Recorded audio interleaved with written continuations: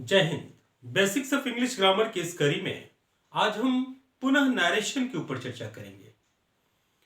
पिछले दो वीडियो में हमने नरेशन के नियमों के ऊपर चर्चा की है, जिसमें डायरेक्ट से इनडायरेक्ट नरेशन बनाते समय किन किन बातों का ख्याल रखना होता है।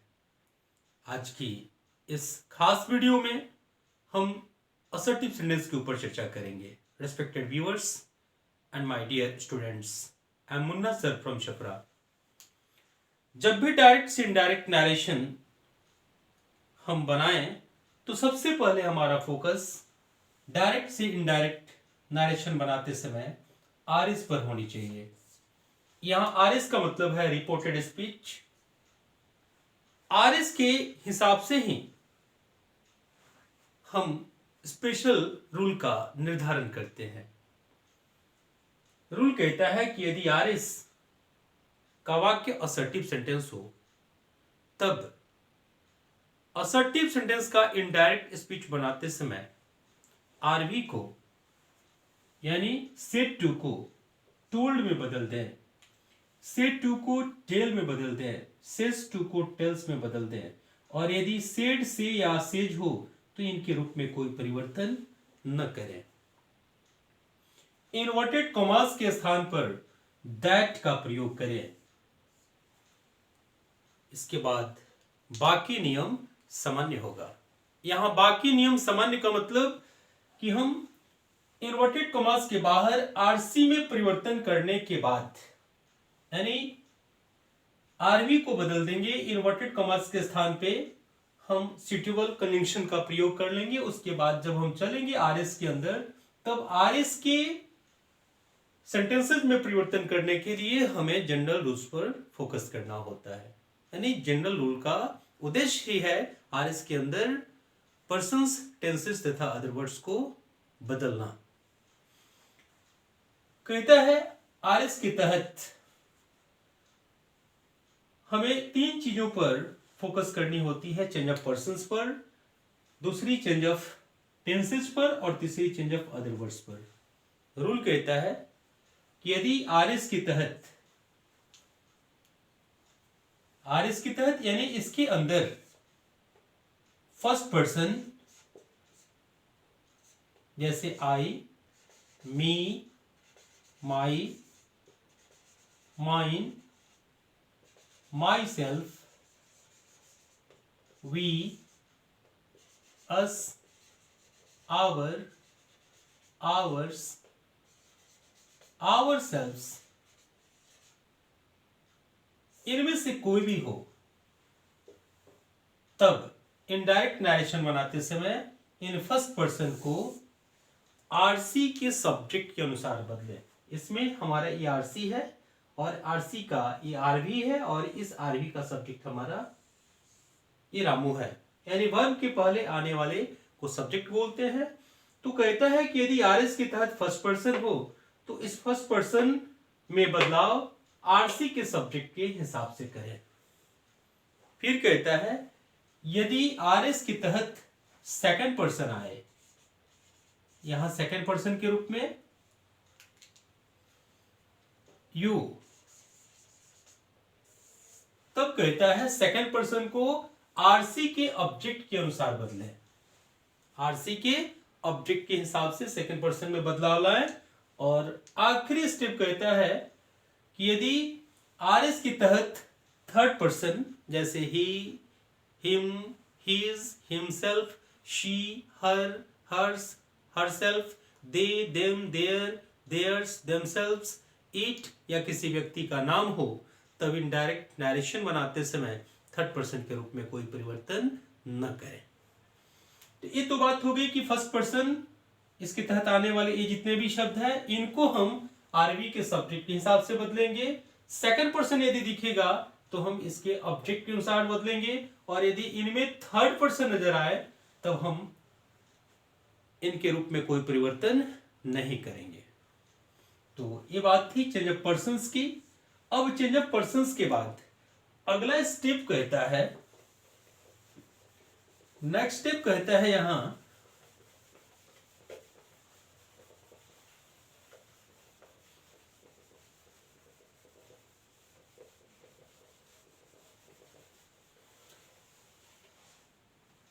चेंज ऑफ पर्सन्स के बाद चेंज ऑफ टेंसेज में कहता है कि यदि आर बी हमारा पास्ट में हो, यहां सेड क्या है, पास्ट है, ये सेड हमारा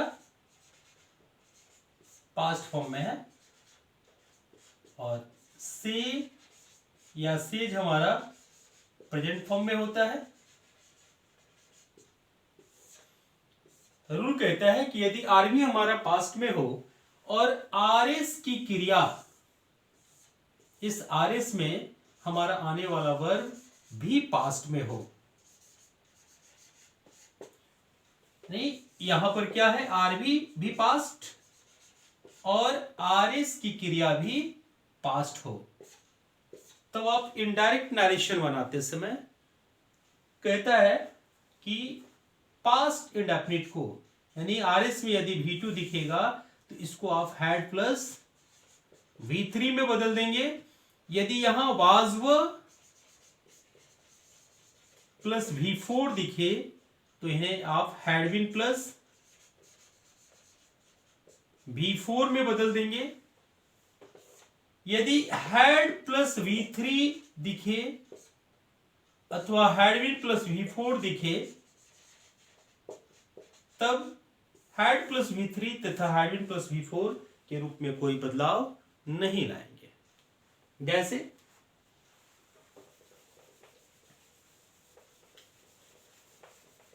अब यहां पर Ramu said to me you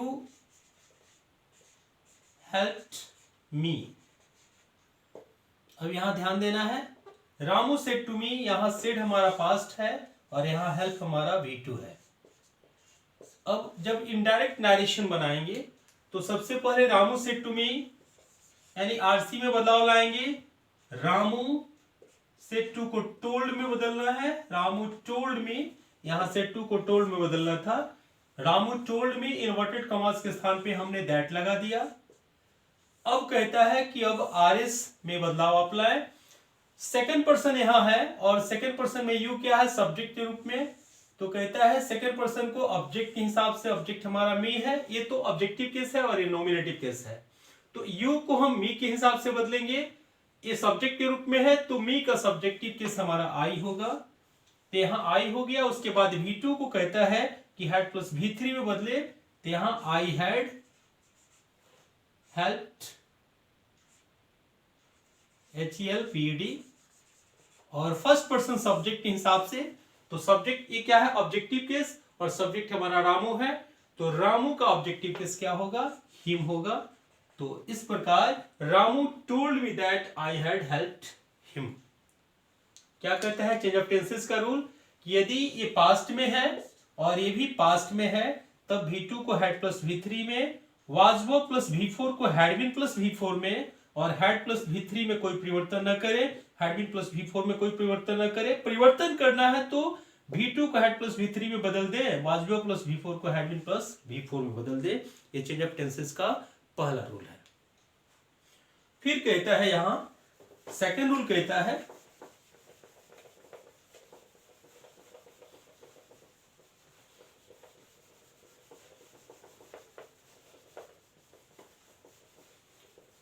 यहां सेकेंड रूल कहता है कि यदि आरबी, ये आरबी हमारा पुनः पास्ट में हो और ये आरएस की क्रिया, ये जो क्रिया दिखाई दे रहा है, ये हमारा प्रेजेंट में हो या फ्यूचर में हो। यहां प्रेजेंट या फ्यूचर की बात हो, यहां तो पास्ट दिखाई दे रहा है। अगर हम यू हेल्प कर दे या विल हेल्प कर दे तो ये प्रेजेंट तथा फ्यूचर दोनों में हो जाएंगे। तो कहता है कि आरबी यदि हमारा पास्ट में है और आरएस की क्रिया हमारा प्रेजेंट या फ्यूचर में हो, तब रूल कहता है कि प्रेजेंट या फ्यूचर को पुनः पास्ट में बदल दे। नहीं, डिपेंड करता है हमारा आरबी के ऊपर कि अगर ये पास्ट होगा तो इसमें बदलाव लाएंगे, अगर ये पास्ट नहीं होगा तो इसमें बदलाव की संभावना नहीं बनती है। तो यहां पर Ramu said to me you help me अगर करते हैं, Ramu said to me you help me, तो यहां क्या होगा, रामू पुनः told me that you help me, you यहाँ सेकंड पर्सन है मी के हिसाब से, तो आई, और हेल्प का हेल्प हो जाएगा HELPD, और मी के स्थान पर हिम कर देंगे। तो क्या कहता है कि आर भी पास्ट में और आर एस की क्रिया प्रेजेंट या फ्यूचर में हो, तब उस प्रेजेंट या फ्यूचर को आप पुनः पास्ट में बदल दें। यानी प्रेजेंट इंडेफिनिट को पास्ट इंडेफिनिट में, प्रेजेंट परफेक्ट को पास्ट परफेक्ट में, प्रेजेंट परफेक्ट कंटिन्यूअस को पास्ट परफेक्ट कंटिन्यूअस में, और प्रेजेंट परफेक्ट को पास्ट परफेक्ट में बदलते हैं। और फ्यूचर में शैल विल है तो शैल का शुड और विल का वुड करते हैं। तो ये था चेंज ऑफ टेंसेस का रूल नंबर 2। क्या था? फर्स्ट था पास्ट और ए पास्ट है, यानी V2 होगा तो हैड प्लस V3 में, हैड वाज वो प्लस V4 होगा तो हैड बीन प्लस V4 में, हैड प्लस V3 अथवा हैड बीन प्लस V4 दिखे तो उसमें कोई परिवर्तन नहीं करना है। और तब क्या था? ये पास्ट है और ये प्रेजेंट है, तो इस प्रेजेंट को पुनः पास्ट में बदल देना है।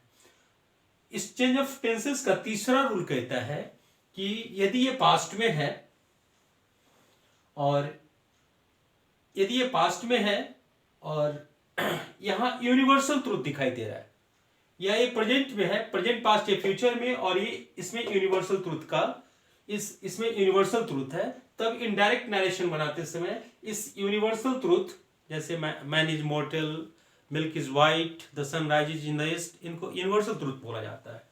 तो ये किसी भी टेंस में है, यानी आरवी किसी भी टेंस में हो और आरएस के वाक्य से यूनिवर्सल, आरएस के वाक्य में यूनिवर्सल ट्रूथ हो, तब इनडायरेक्ट नरेशन बनाते समय वहां भी यूनिवर्सल ट्रूथ के वर्ग में कोई परिवर्तन नहीं करना है।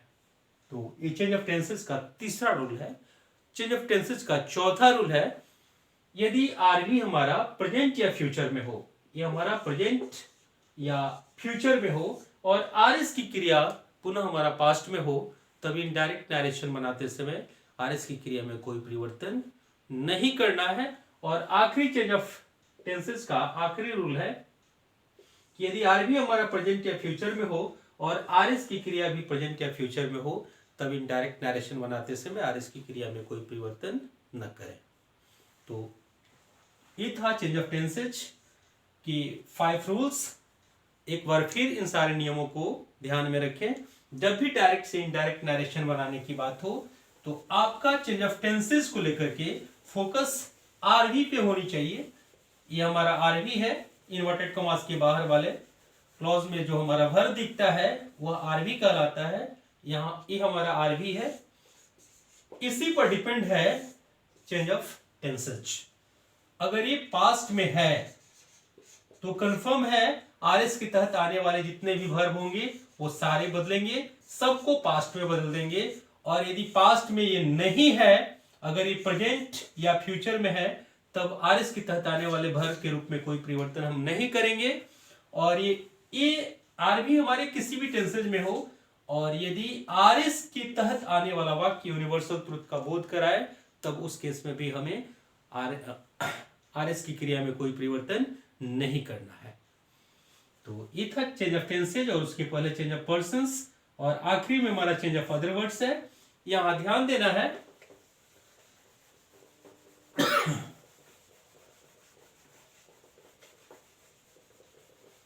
चेंज ऑफ अदर वर्ड्स में पुनः हमें अपनी फोकस, अपनी पूरी एनर्जी आरएस के तहत आने वाले कुछ खास शब्द है, जैसे दिस है, दीज है, here, now, today, tomorrow, yesterday,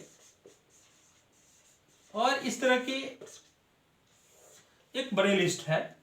तो जब डायरेक्ट से इनडायरेक्ट नरेशन हम बनाएंगे, तब यहां दिस को दैट में बदल देंगे, दिस को दोज में, हियर को देयर में, नाउ को देन में, टुडे को दैट डे में, टुमारो का द नेक्स्ट डे में, यस्टरडे को द लास्ट डे या द प्रीवियस डे में बदल देंगे। यहाँ कम का गो भी होता है, टुनाइट का दैट नाइट होता है। तो डायरेक्ट से इनडायरेक्ट नरेशन बनाते समय अदर वर्ड्स में हमें परिवर्तन करना होता है, और ये अदर वर्ड्स कहीं और नहीं बल्कि आरएस के तहत आने वाले इनमें से कोई शब्द होगा, तो जब इनडायरेक्ट नरेशन बनाएंगे तब इनके रूप में हम परिवर्तन कर देते हैं। तो ये था असर्टिव का विशेष नियम। बस असर्टिव का विशेष नियम अप्लाई करते समय इतना ही ख्याल रखना है कि आप आरवी को यानी सेट टू को टोल्ड में कर देंगे, सेज टू को टेल में, सेज टू को टेल्स में, सेड से या सेज में कोई परिवर्तन नहीं करेंगे। इन्वर्टेड कॉमास के स्थान पे आप दैट का प्रयोग करेंगे और उसके बाद आरएस के तहत जो बदलाव लानी है जिसमें पर्सन हमारा टेंसेज है, अदर वर्ड्स है, इसके लिए चेंज ऑफ पर्सन के नियमों का पालन करेंगे। इसमें अगर फर्स्ट पर्सन होगा तो बदलेगा, सेकंड पर्सन होगा वो भी बदलेगा, थर्ड पर्सन अगर इसमें होगा तो उसमें कोई बदलाव नहीं लानी है। चेंज ऑफ टेंसेज में यदि आरवी हमारा पास्ट होगा तब इसमें बदलाव होती है, यदि आरवी पास्ट में नहीं है तो इसकी क्रिया में कोई बदलाव नहीं होती। और यदि लास्ट में हमारा चेंज ऑफ अदर वर्ड्स है, इसमें से कोई शब्द आएगा तब इनडायरेक्ट में हम बदलाव लाते हैं, अगर नहीं आता तो कोई बदलाव नहीं लाते हैं।